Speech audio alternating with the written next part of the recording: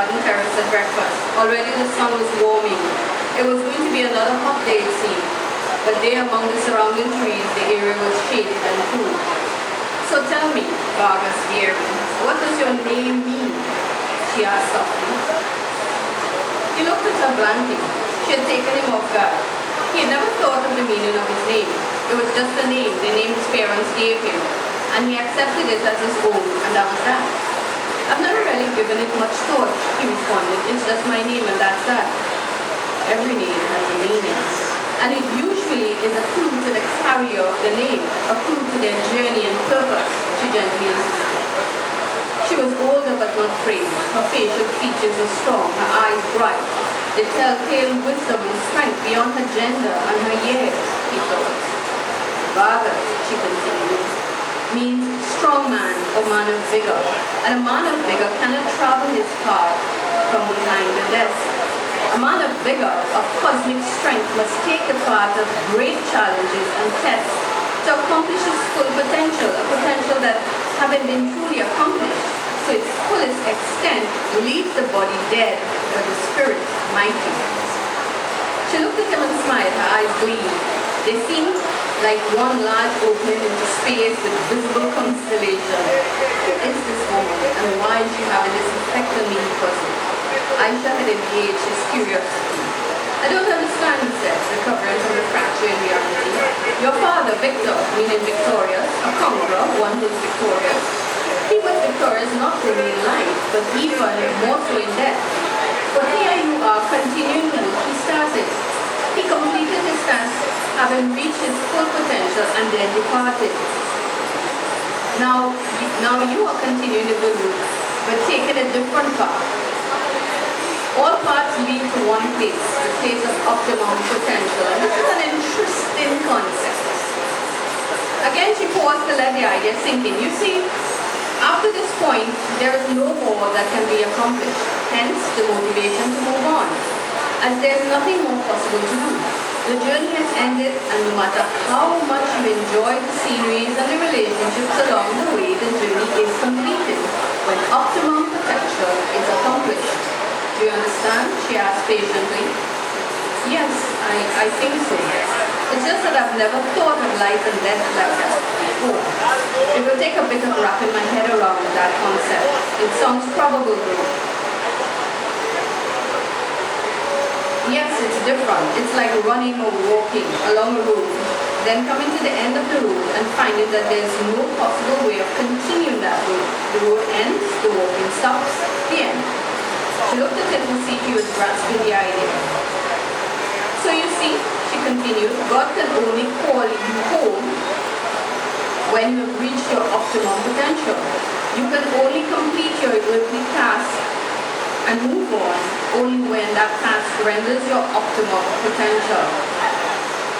So you see, it really is inappropriate to wail for the dead. It's like wanting to deny them their evolution. And so she leaves. So I was supposed to read something on Fear for James, but it wasn't James. So he leaves. He's about to leave Pakistan. So he's on the way, and he's gonna meet a guy who's gonna take him on to Afghanistan. The sun was already warming. Hamid is the brother of Aisha's driver. So Aisha's driver is taking him to some remote rural place to connect with this guy, right? Hamid spreads a thick blanket on the ground and sat down. He patted the ground nearby, indicating that Vargas should join him. He offered him some bread and opened a dish of some sort of dip. As they began to eat, the driver took out a handgun from under his shirt. He checked it and refilled it to its holster, and then buttoned back up his shirt. He and Hamid exchanged some words. He seemed calm, a sort of resigned calmness that told he was ready to accept any outcome in this place where he had entered. He sat down on a rock and rested his head back on the wall of the cliff and closed his eyes. Vargas and Hamid finished their small meal and waited.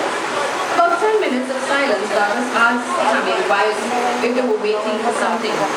Hamid nodded and indicated with his chin to the object of the waiting in the distance, beyond Vargas's back. He turned to see a small dot in a cloud of dust moving towards them. They were waiting. Someone. Again, Vargas's fear crept up. He felt a knot in his throat and a small pain. He would be all right, he told himself, recalling the beauty that he not too long left behind and now share of. There's always hope. She never deserts the ones in need of her, he thought to himself. Eventually, Saeed arrives, right?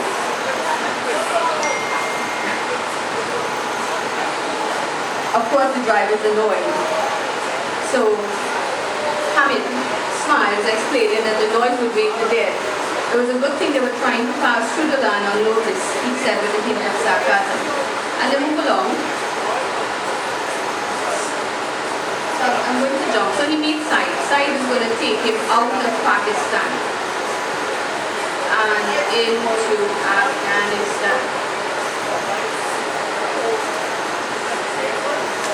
So along the way, he's passing through the mountain and he goes to visit an uncle of his called Zahir. So they just intended to overnight and move on. When they were ready to leave in the morning, apparently they got news. One of the women came out, shouting that it came over the radio that the nearby town, there was a bombing. And he's heading to Al-Shahada, which is not the same town, but another war town. So they have to stay over. While staying over, Saeed gets called home because his mother is sick. So he has to go all the way back. So Vargas is here alone with Zahir and his family. Now Zahir has 4 wives. And this is the interesting part for people with questions about the multiple wives. And it's just a thought. It's not law, it's not doctrine, it's a thought. From here on, danger would be imminent. Zahir explained to Vargas, you have entered the war zone and there's no guarantee that you will complete this mission. I'm suggesting that you consider either returning to Pakistan or postponing this journey until the country is once again politically stable. Although I don't know when that will be, he said with disdain. For more than 4 decades, this country has been in a prolonged state of violent turmoil and it seems that it's not going to be remedied anytime soon.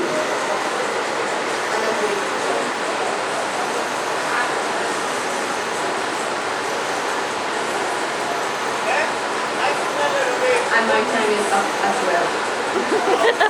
So I'm just going to wrap up the ending of it. So I'm not going to read for you. But they leave. Eventually he meets up with a guy called Mukesh. And Mukesh meets a very awful ending with Mr. Laclave and his stuff. So we don't know if Mukesh died or not. They threw him off a building. He was hiding from them and they threw him off a building. So yes. He eventually gets to Afghanistan with Mukesh. Very nice, adventure getting there. And when he's there, he's almost kidnapped into a secret temple. And I say kidnapped because he's lured away and realizes, wait, this is the person I'm coming all the way to Baghdad to meet. There's a high priest who's 400 years old. So he gets to leave. He thought he was, okay, this is it. I've gone through all this crap. My life is a danger, blah, blah, blah. I can now leave this manuscript here. I'm done, I'm good. I've done my deed. And then the priest says to him, it's just the first part of the manuscript remains here. So he now has to go on to get, So yes. That and some. Well, thank you all for your patience. Thank you for listening. I now realize this is how we put some television, the audience have to meet some books. So we have 2 questions. If anybody has any questions, with regards to what happens next week. Yeah, this young man here. What we took with Zahidi to progress? What do you put Zahidi to progress?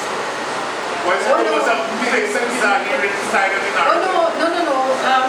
Zahir was in the story. I didn't do anything. You want to hear what? Can I just tell him about what Zahir said? And that's it. Can I? Let me just tell you this. So, the people of this land have said, "Wages, trust in Allah, but tie your camel." Y'all ever heard that statement? If you mind your business. Right? Think about what you're doing. Right.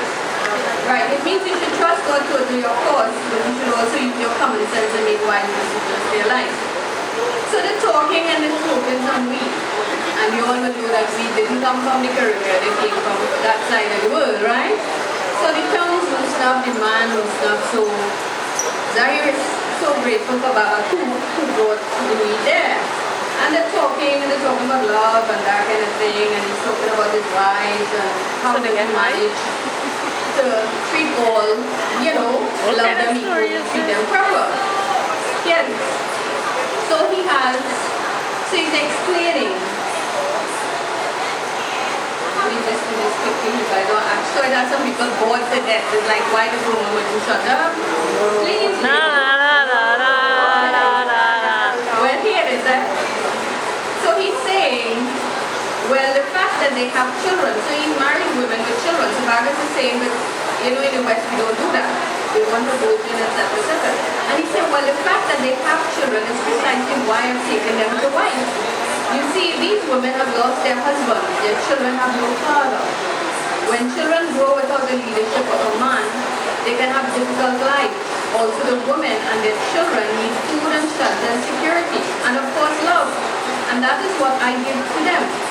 My marriage to them is not for sexual pleasure or because my love is weighing for Khalida. Khalida is his first wife. I have taken these women into our family so that they do not suffer, Zahir explained. But isn't that adultery? Vargas asked. I don't mean to be disrespectful or anything. I'm just trying to understand. And Zahir responds, no, not at all. The Quran instructs that men in Islam can take up to 4 wives. In fact, the Prophet Muhammad had himself several wives. Of course, Aisha was like his right hand, as my Khalida is to me. You see, it's not just a matter of taking wives. Here it is. Our lands have known war for millennia, and our women are plagued with the loss of their men. Marrying a woman who has lost her husband helps our society and people to live whole lives. It helps to stabilize society through securing healthy family life. Children learn to share and love, and the women also. There is no giving and selfless interaction than taking. The women care for their own children and the children of other wives. The women learn to respect each other and help each other grow. They build a home as a micro-society. This is how we band together to ensure survival as a people. Zahir stopped talking to take a pull on the pan. He exhaled slowly and then continued. Hear it. Throughout time, part of warfare has been impregnating the women of the enemy. It is like implanting himself in the enemy so that one day the tribe of people will be diminished or lost.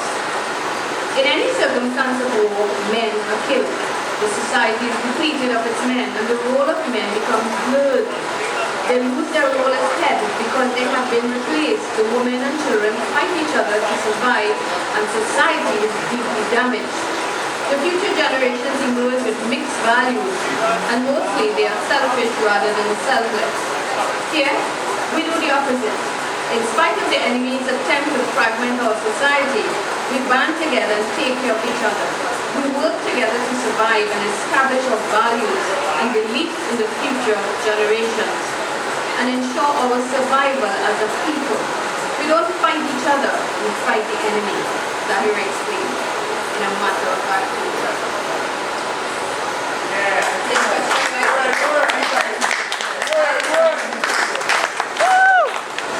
One more time, put your hands together for. Thank you very much. Very timely context. Going down that road, but need more understanding. And definitely, how much labor? Oh, it's 1:30.